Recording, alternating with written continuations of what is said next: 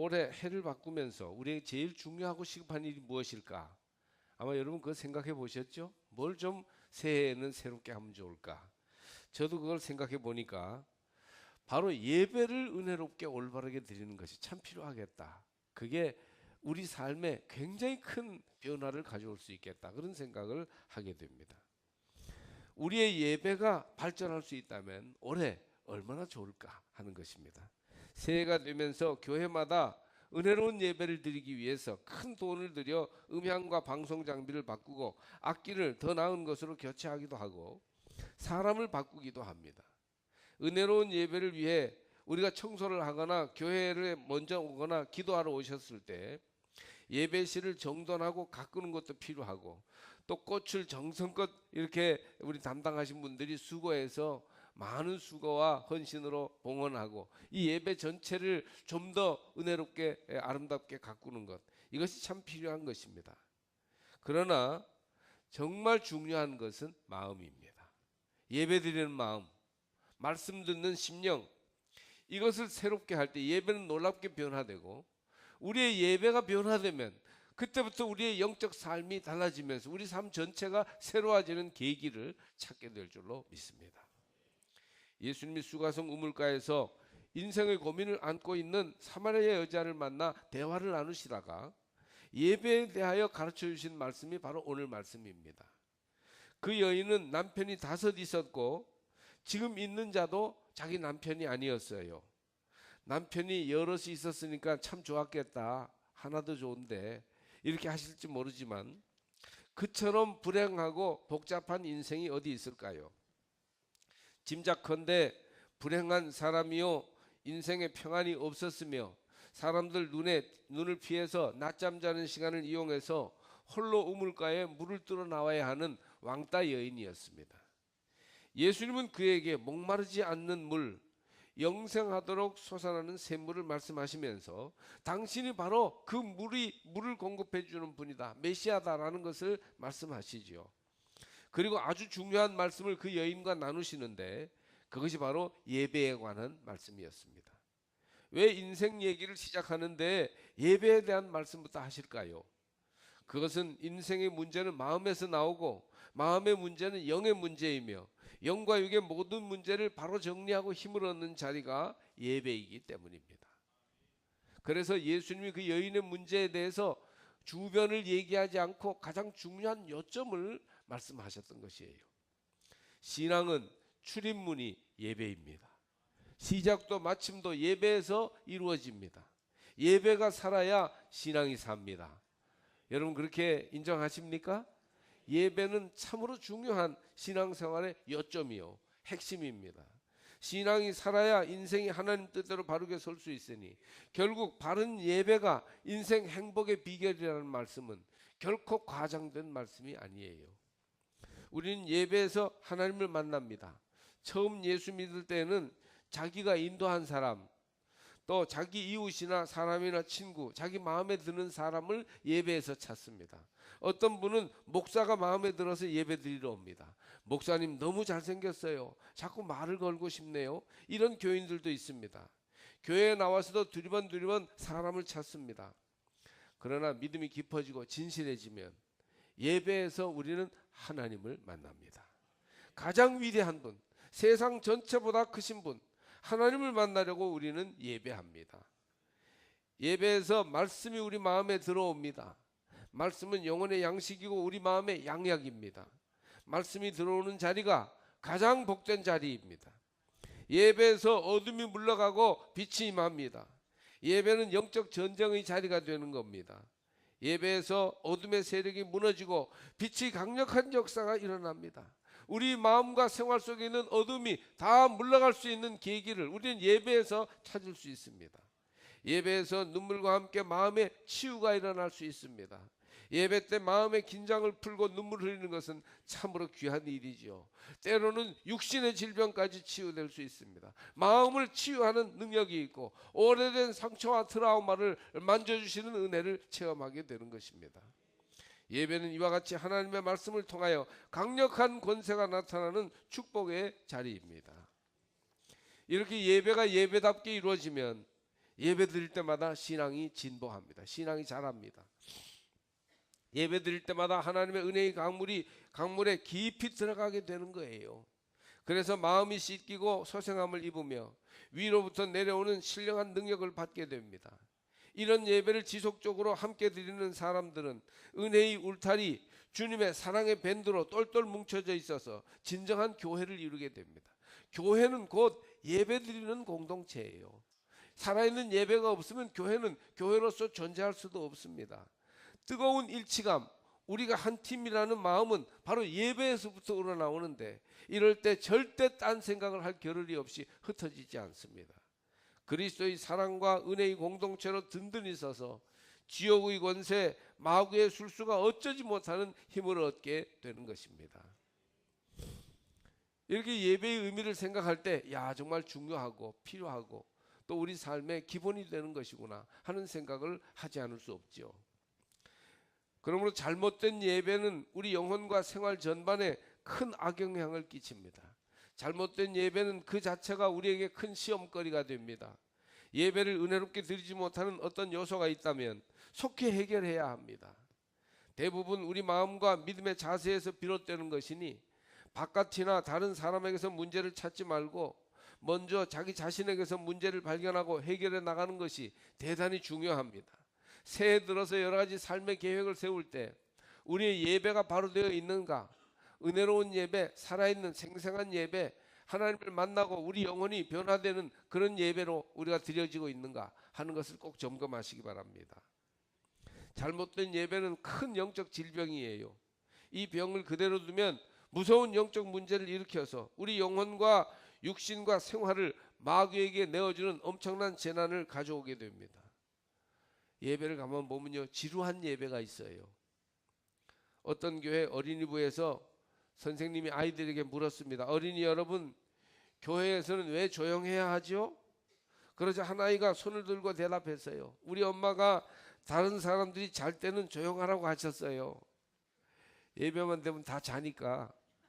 그래서 조용해야 되는 걸로 알았다는 얘기입니다. 예배가 지루한 것은 예배를 집례하고 설교하는 목사의 책임이 크고, 또 예배를 돕는 성가대, 기도와 성경 봉독 담당자, 그 밖에 음향이나 예배 분위기 전체 책임이 있습니다. 그러나 지루함의 진짜 문제는 예배를 새롭게 드리지 못하는 자신에게 있습니다. 지루함을 버리고 생생함을 덧입으시기를 바랍니다. 물론 원래 지루하거나 성도를 시험에 빠지게 하는 예배도 있을 수 있지만 대부분 기도로 준비하고 집중하여 예배하면 은혜와 기쁨으로 가득 차지 못할 예배가 별로 없어요. 주님은 어떤 예배를 통하여서도 여러분을 만지시며 여러분을 찾아오시며 여러분을 소생케 하시며 여러분의 영적 필요를 충만하게 채우실 줄로 믿습니다. 또 무미건조하고 의미 없는 예배도 있어요. 내용이 없기 때문에 예배를 드려도 진정한 의미를 찾지 못한 채 습관적으로 드리게 되는 거죠. 이런 문제에는 설교자가 큰 원인이 물론 있겠습니다만은, 그래서 설교하는 저도 항상 두렵고 떨리는 마음으로 40년 가까이를 설교하면서도 아직까지도 설교 때마다 두려운 마음이 있습니다.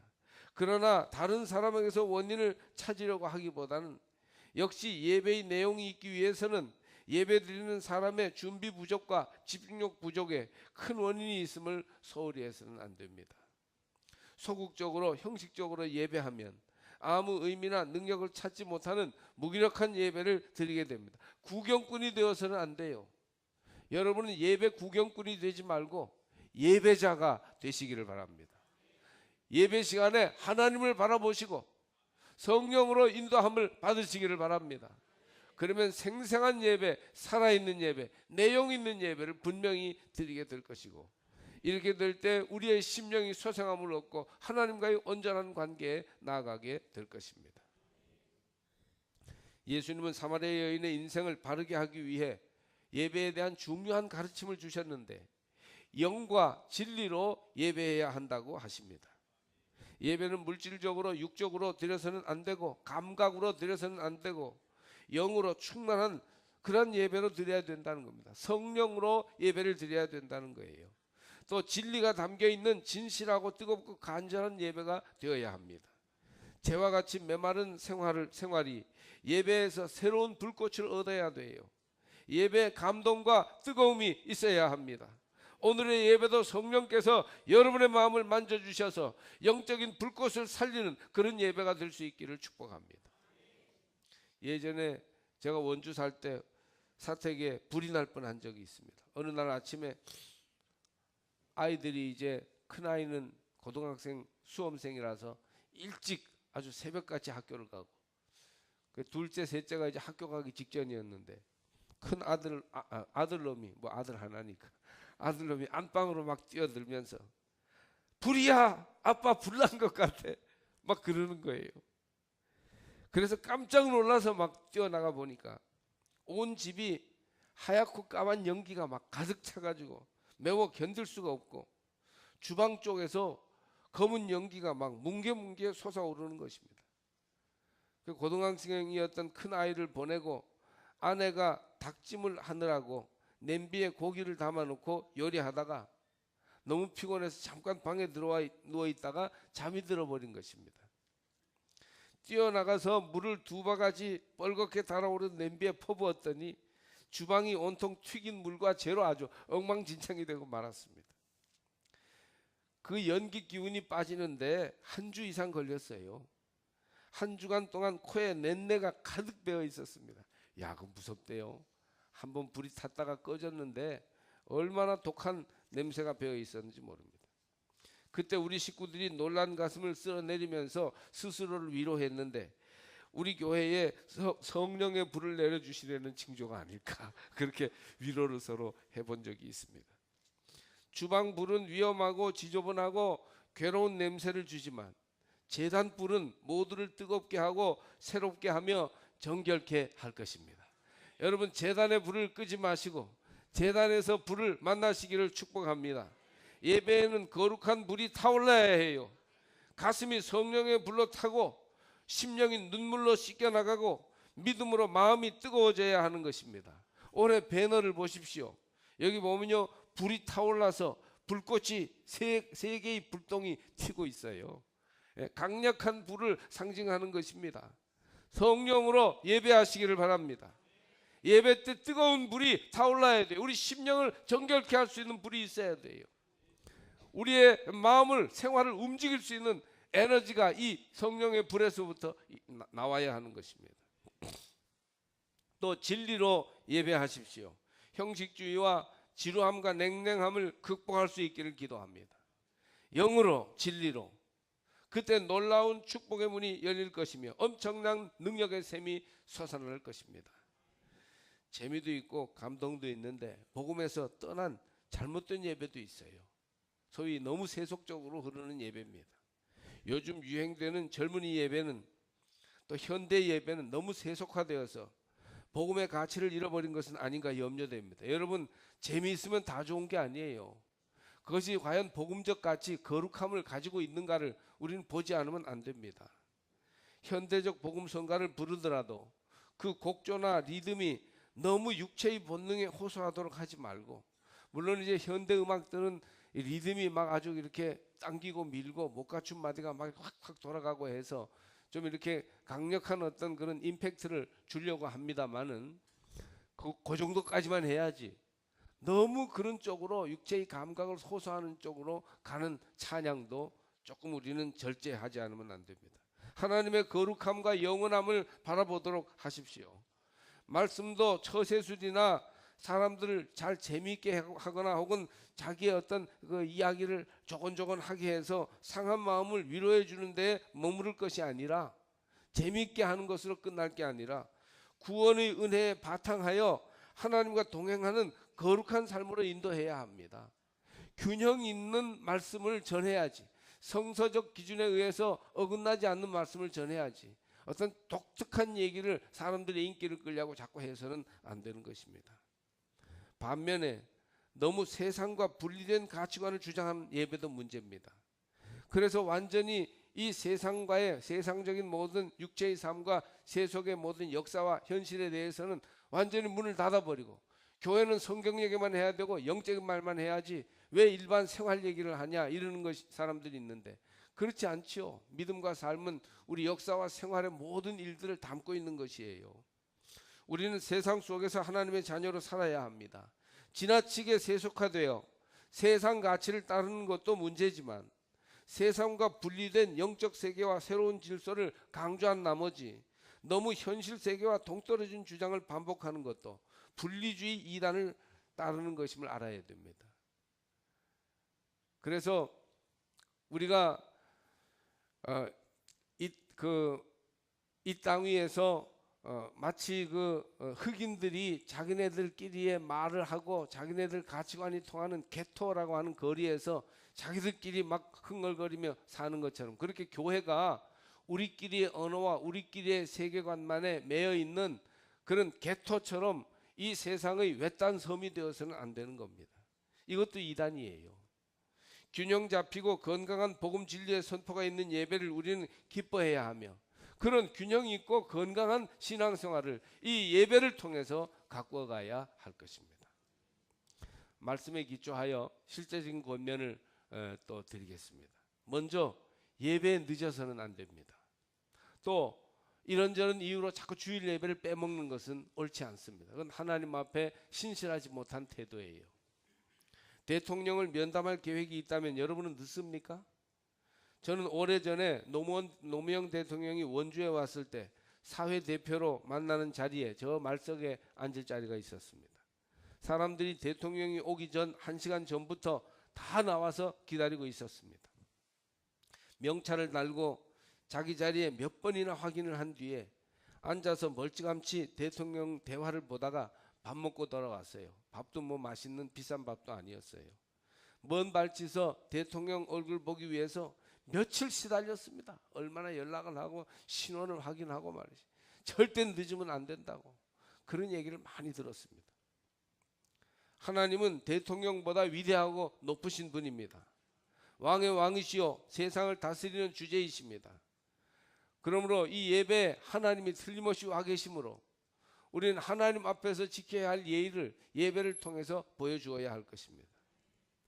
그렇기 때문에 하나님과 만남 시간이 늦는 것은 애초에 예배다운 예배이기를 포기한 것입니다. 어느 교회는 5분 전 5분 후 운동을 하더군요. 할 수 있다면 저는 10분 전 10분 후 운동을 스스로 일으키시기를 권면합니다. 먼저 10분 전에 나와서 준비하고 예배를 마치면 받은 은혜를 정리하고 다짐하며 성도의 교제를 나누고 10분 후에 가는 것 얼마나 좋겠어요. 마음먹기 나름이지요. 예배에 더욱 집중하며 적극적 태도로 예배하십시오. 산만하고 형식적인 예배는 마귀가 틈을 타게 되며 벌써 사람에게도 큰 시험거리가 돼요. 그러니 예배에 성령이 역사하시려면 집중하며 적극적으로 임해야 됩니다. 사람의 뇌리는 보통 말하는 속도보다 7배 정도 빠르게 움직인다고 합니다. 강단에서 보통 빠르기로 설교하는 목사의 설교 내용보다 6배나 더 많은 내용이 머릿속에서 움직이고 있습니다. 그래서 미국 감리교회 중에서 제일 부흥하는 교회 중에 부활의 교회라는 교회가 해밀턴이라는 목사가 담임 목사님인데 설교를요 굉장히 빨리 합니다. 아마 사람들 빨리 움직이는 뇌리에 좀 따라잡기 위해서가 아닌가 그런 생각을 해봅니다. 그렇기 때문에 우리가 집중하지 않으면 결코 설교 말씀을 담을 수 없습니다. 너무 많은 다른 내용이 움직이고 있기 때문이에요. 설교 시간에도 집중하십시오. 적극적으로 찬송하십시오. 찬송 시간에 그 가사와 곡조에 자신을 담으십시오. 그러면 찬송에 담긴 영이 나의 마음을 움직이고 내 상처를 치유하며 하늘의 평안을 줄 것입니다. 기도할 때 이 기도는 바로 나의 기도가 되어야 합니다. 잡념에 사로잡히거나 눈을 뜨고 딴짓을 하거나 기도 시간을 아무도 보지 않는 땡땡이 치는 시간으로 여기면 기도만 잃는 것이 아니고 예배 전체를 잃어버리게 됩니다. 그러니 우리가 예배 때 집중하는 것과 그저 습관적으로 형식적으로 드리는 것과가 얼마나 다른 것입니까? 여러분의 예배가 살아있는 예배, 생생한 예배, 은혜 충만한 예배가 되기 위해서 더욱 집중하여 예배하시기를 바랍니다. 또 예배에는 헌신이 있어야 합니다. 나 자신을 드리는 것이 예배의 본질이에요. 내가 드려지지 않고 구경하는 것은 예배가 아닙니다. 원래 구약의 예배는 동물의 희생 제사인데 동물은 바로 이스라엘 백성들 자신입니다. 그들은 흠없는 동물을 가지고 제사장에게 나옵니다. 그러면 제사장은 동물을 받아 안수기도를 드리는데 이제 예배자는 자기 죄를 동물에게 전가하는 의미로 제사장은 이 동물이 성별되어 하나님께 드려지는 예물이 되도록 제사장과 예배자가 함께 동물에다가 안수하고 기도합니다.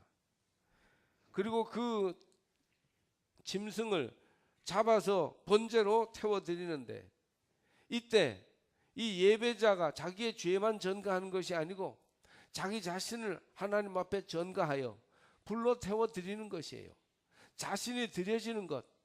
이게 예배의 형식도 변하고 구약과 신약의 예배가 다르고 캐톨릭의 예배와 개신교의 예배가 많이 다릅니다만은 그러나 달라도 변하지 않는 한 가지, 나를 예배해서 드린다.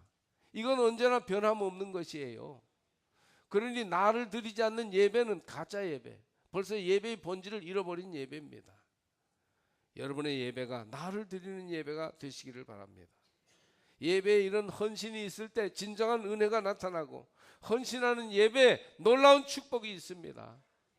그러므로 나를 주님께 드려 주님이 내 삶을 축복하시고 은혜 주시는 놀라운 경험을 하시기를 바랍니다. 또 시간의 헌신이 있어야 돼요. 이 헌신에는 예배 드리기 어려울 때 열일을 제쳐놓고 먼저 예배 드리는 것, 가장 우리 삶의 중요한 시간으로 구별하여 예배 드리는 것을 하나님은 기뻐하십니다.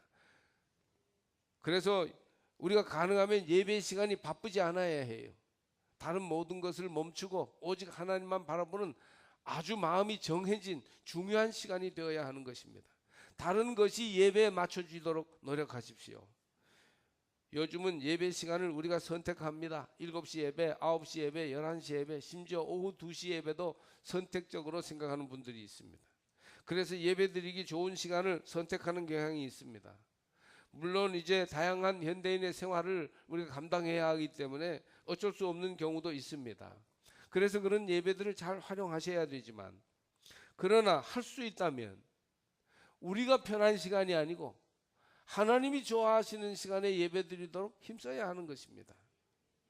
은혜 받기 좋은 시간, 하나님이 기뻐하실 시간을 택하여 예배하는 것이 좋습니다. 왜냐하면 드리기 어려운 시간을 드리는 것이야말로 진정으로 예배드리는 것이기 때문입니다. 결국 어떤 시간을 어떻게 주님께 드리느냐가 예배를 진정과 진실과 영으로 드릴 수 있느냐의 중요한 비결이 될 줄로 믿습니다. 또 예배에는 물질의 헌신이 있어야 합니다. 물질은 우리의 마음과 시간, 존재와 깊이 연관을 가지기 때문이에요. 예수님이 너희 물질이 있는 곳에 너희 마음이 있다 하신 대로입니다. 물질을 드리는 것이 마음을 드리는 것이기 때문에 우리는 예배를 통해서 헌신하는 예배로 나아가야 하는 것이에요. 늘 예배를 드리지만 헌신은 전혀 하지 않는 것은 예배를 위선으로 만드는 결정적인 잘못입니다. 헌신하십시오. 자신을 내어 드리시기를 바랍니다. 그럴 때 예배가 하나님 받으실 만한 진실한 예배가 되어 예배의 은혜와 행복을 누릴 수가 있습니다. 요즘은 얼마나 예배드리기 좋아졌는지 몰라요. 아주 그냥 이 따뜻하게 온풍기도 돼 있고 조명도 얼마나 환하게 또 아주 느낌이 좋게 이렇게 비추는지 모릅니다. 음향 시스템을 생각하면 놀라 자빠질 정도입니다. 웨슬리 시대만 해도 목사는 가슴이 넓은 사람을 뽑았어요. 왜 그런 줄 아십니까? 가슴이 넓어야 성량이 크고 풍부하다고 보통 보기 때문이에요. 이렇게 목소리가 크고 말이죠. 우렁찬 사람이 아니면 기본적으로 목회자가 될 수 없었습니다. 왜냐하면 그 당시는 음향시설이 없어서 그냥 육성으로 다 들려야 했기 때문이에요. 휘필드 같은 사람은 3만 명 앞에서 마이크도 앰프도 없이 생소리로 설교했습니다. 그게 가능할까요? 3만 명. 이 삼척 온 바닥에 저 성내동, 남양동, 교동 다 여기에 사람이 꽉 차서 아무것도 없고 맨 바닥에서 설교한다고 해봐요. 저 죽소리까지 목소리가 들리겠습니까? 들렸다는 겁니다. 들렸다는 거예요. 그때 소음이 없었기 때문이고 또 사람들이 너무너무 집중해서 숨도 크게 안 쉬고 말씀을 들었기 때문이고, 중요한 것은 휘필드가 목소리가 우렁차고 컸기 때문입니다. 그래서 강력한 목소리로 소리치며 설교할 때 멀리 있는 사람까지 집중하여 말씀을 들었던 것이죠. 그래서 그런지 너무 큰 소리로 설교하다가 힘들어서 그런지 휘필드는 56살에 죽었습니다. 우리 교회만 해도 메이어라는 음향 장비가 얼마나 좋은지, 별로 울리거나 찌그러진 소리도 없이 작게 말해도 온 교인이 들을 수 있게 해주고, 또 필요하면 큰 화면을 내려 생생하게 이런 화면을 볼 수 있게 비춰줍니다. 지나치게 좋아졌어요. 요즘은 또 LED 영상을 말이죠, 얼마나 잘 뽑는지 막 교회 가면 너무 환하게 막 비춰가지고 목사님 어디 있냐고 찾아봐야 돼요. 이 화면 보느라고 말이죠. 그래서 그런지 예배 드리는 사람들의 모습은 긴장이 없고 감각과 열정이 부족합니다. 자꾸 장비 탓만 하는 교회도 있어요.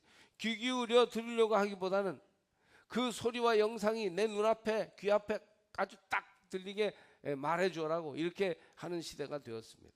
이게 꼭 좋은 것만은 아닌 것 같습니다. 예배 드리는 주일은 작은 부활절입니다. 부활하신 것을 기념하면서 죽음으로부터 해방된 기쁨을 다시 확인하는 날입니다. 저주가 떠났습니다. 더 이상 죽음이 우리를 지배할 수 없습니다. 영생의 소망을 가지고 우리는 오늘을 살아가고 있습니다. 이렇게 죄를 정복하고 저주에서 노임받았으니 이 어찌 아니 기쁘겠습니까? 기쁘지 않으면 사이비입니다. 행복하지 않을 수 없습니다. 여러분의 얼굴은 그런데 별로 행복한 것 같지가 않은데 행복해야 정상이에요. 예배는 믿는 이의 가장 중요한 특권이요, 이 예배를 통하여 하늘나라를 미리 맛보는 것입니다. 예배를 잘 드리면 믿음도 자라고 인격도 자라며 품성도 자라나서 영혼이 잘 되고 몸과 마음이 건강해지며 하는 모든 생활이 형통함을 얻고 축복의 기름이 철철 넘칠 것입니다. 예배 승리는 인생 승리이며 예배 성공은 인생 행복이고 예배에서의 성취는 인생의 축복으로 우리의 삶에 나타나게 될 것입니다. 주의 이름으로 고난이 부활하신 주님과 함께 기뻐하며 예배드리기를 즐거워하며 예배를 최우선으로 놓고 살아가시기를 바랍니다. 예배 목숨을 걸어도 좋습니다.